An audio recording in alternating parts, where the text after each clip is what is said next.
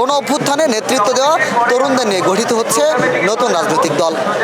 নতুন রাজনৈতিক দলের আত্মপ্রকাশকে কেন্দ্র করে রাজধানীর মানিক মিয়া এভিনিউতে নেমে এসেছে জনতার ঢল। ছাত্র জনতার বিপুল অংশগ্রহণের মাধ্যমে এই নতুন দলের আত্মপ্রকাশ করতে যাচ্ছেন। আমরা আজকে শুনবো নতুন দলের কাছে কি ধরনের প্রত্যাশা রয়েছে তাদের। মালয়েশিয়ান প্রযুক্তিতে তৈরি অত্যাধুনিক cleaning machine modern vacuum cleaner যে কোনো ধরনের ধুলো ময়লাকে পরিষ্কার করে ঘরকে করে তুলুন চকচকে ও আকর্ষণীয়। Modem, brand of luxury. কোথা থেকে এসেছেন আপনারা? আমরা এসেছি ডিউটি থেকে। সবাইকে সহযোগিতা করার জন্য অনুরোধ করছি। আমরা মেডিকেল স্টুডেন্ট। সবাইকে সহযোগিতা করার জন্য অনুরোধ করছি।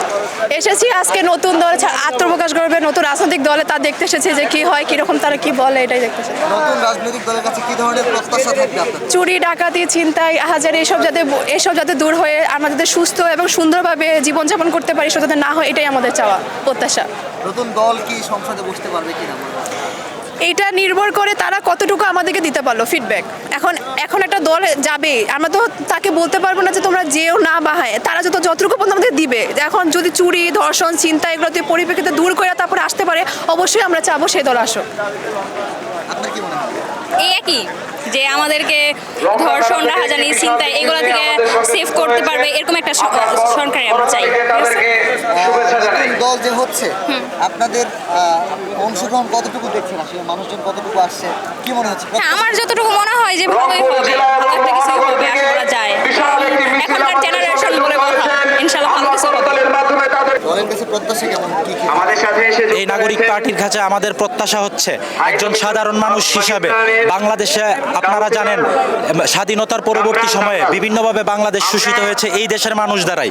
আগে হতো পাকিস্তানিদের দ্বারা, মুক্তিযুদ্ধের পরে হয়েছে বাংলাদেশিদের দ্বারাই। গণতন্ত্রের নামে বিভিন্ন ধরনের লুটপাট, হামলা, চোরাকারবারি সব কিছুই আপনারা জানেন। আমরা চাই এই নতুন পার্টি থেকে যত অপকর্ম, অন্যায়, অবিচার আছে এই দেশ থেকে এবং সব কিছু দূর হোক এবং গণতান্ত্রিক পরিবেশ সুষ্ঠুভাবে বাংলাদেশ এবং বাংলাদেশে এই নাগরিক পার্টি প্রতিষ্ঠা করুক। খুবই ইতিবাচকভাবে আমি দেখছি দল, এবং আরও বেশি বেশি সবাই সাপোর্ট করা উচিত। আর আমাদের সবার উচিত হবে সবার আগে দেশ, সব কিছুর আগে দেশকে অগ্রাধিকার দেওয়া, দেশের প্রতি ভালোবাসা দেখানো, এটাই। দুর্নীতিমুক্ত দেশ হোক, সবাই সমান অধিকার পাক, এই আশা করতে। 5 আগস্ট স্বৈরাচার পতনের পর নতুন রাজনৈতিক দলের চিন্তাভাবনা করা হচ্ছে এবং সেই সাথে আজকে নতুন রাজনৈতিক দল ঘোষণা করা হচ্ছে। এই বিষয়টি আপনার কাছে কেমন লাগছে? কি মনে হচ্ছে যে নতুন কোনো রাজনৈতিক ধারার সূচনা হতে যাচ্ছে কিনা? পুরন ধারাকে ভেঙে নতুন ধারার একটি রাজনীতির দল তৈরি হবে, এটাই বাংলার মানুষ আশা করে। কারণ পুরানো রাজনীতি আমরা চাই না। যারা আছে সবাই ফ্যাসিস্ট, হ্যাঁ, 2-1 বাদে ম্যাক্সিমাম ফ্যাসিস্ট। তো আমরা চাই এই ছাত্রদের মাধ্যমে নতুন এক যুগে আমরা প্রবেশ করি, পুরানকে ভেঙে নতুনভাবে দেশকে আমরা গড়ে তুলব, এই তরুণ সমাজের মাধ্যমে তৈরি হবে, এটাই আমি আশা ব্যক্ত করি। আজকে আমাদের নতুন রাজনৈতিক দলের নাম আত্মপ্রকাশ হবে, সেই জন্য তাদেরকে সাপোর্ট জানানোর জন্য আমরা যেখানে অংশগ্রহণ করতে এসেছি। আমরা ওয়ারি থানা থেকে এসেছি।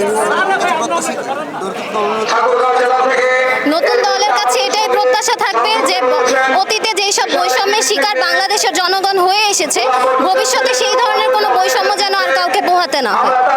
স্বাধীন বাংলাদেশে সবাই যাতে স্বাধীনভাবে নিজের মতামত প্রকাশ করতে পারে, স্বাধীনভাবে যাতে বেঁচে থাকতে পারে, এটাই থাকবে নতুন দলের কাছে আমাদের প্রত্যাশা। যদি সহায়তা পায় ইনশাআল্লাহ অবশ্যই পারবে, এন্ড সহায়তা দেওয়ার জন্য আমরা আছি, তো অবশ্যই পারবে। এখানে নতুন দলের উদ্ভাবক যে মোহাম্মদ নাহিদ হাসানকে যে দলের অন্তর্ভুক্ত করায়, এটা আমাদের জন্য অনেক বড় সাফল্যতা কামনা করি। 5ই আগস্টে যে মারাত্মক ঘটনা, যে 6ই আগস্টে যে বিবৃতি, বঙ্গবন্ধু ভবনে বাসার ভবনে যে নাহিদের বিবৃতি অত্যন্ত উজ্জ্বলজনক, বাংলাদেশের মানুষের জন্য এবং বাস্তবায়নের জন্য একটা অন্তর্ভুক্ত সরকার যে একটা আমাদের নতুন রাজনৈতিক দলের যে হস্তক্ষেপ করছে এবং বৈধ করছে, এটা আমাদের 18 কোটি মানুষের জন্য একটা আনন্দ বিষয়। এই যে নতুন রাজনৈতিক দল বাংলাদেশের রাজনীতির ধারার পরিবর্তন আনতে পারবে কিনা? আমরা আশাবাদী। নতুন দলের কাছে কি ধরনের প্রত্যাশা থাকবে? নতুন দলের কাছে আমার প্রত্যাশা থাকবে যে আমাদের আমাদের দেশের যে বৈষম্য বিরোধী ছাত্র আন্দোলন থেকেই যেহেতু এই দলের সূচনা, আমরা যারা প্রাইভেট এবং পাবলিকের থেকে পড়াশোনা শেষ করেছি, আমরা চাবো আমাদেরকেও দেশ বিনির্মাণে সুযোগ দেওয়া হোক। শুধুমাত্র ঢাকা বিশ্ববিদ্যালয় বা জাহাঙ্গীরনগর বিশ্ববিদ্যালয় থেকে নেতৃত্ব আসবে, এটা আমরা কখনোই চাই না। এই পরিস্থিতিতে দাঁড়িয়ে নতুন রাজনৈতিক দল করাটা কতটুকু জরুরি ছিল বলে আপনি মনে করেন? আসলে এই পরিস্থিতিতে দাঁড়িয়ে এই আমাদের নতুন দল গঠন প্রক্রিয়াটা আসলে আমরা দেখতেই পাচ্ছি, এটা আসলে জনতার দাবি, সময়ের দাবি।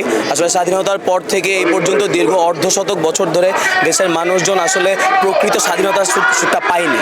সুতরাং সেই জায়গা থেকে আজকে আমাদের এই জনশ্রুতি বলে দিচ্ছে যে এই নতুন রাজনৈতিক বন্দোবস্তের প্রয়োজনীয়তাটা আসলে কতটুকু।